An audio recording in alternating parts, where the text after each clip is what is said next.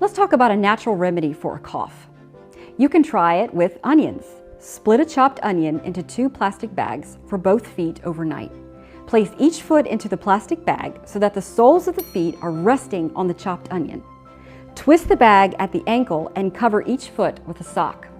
This can greatly reduce coughing at night and bring much relief, also contributing to helping the respiratory organs to heal. For babies and small children, a couple of finely sliced garlic can be wrapped to the bottom of the feet. Make sure that there is a piece of cloth between the garlic and the skin to prevent a blister.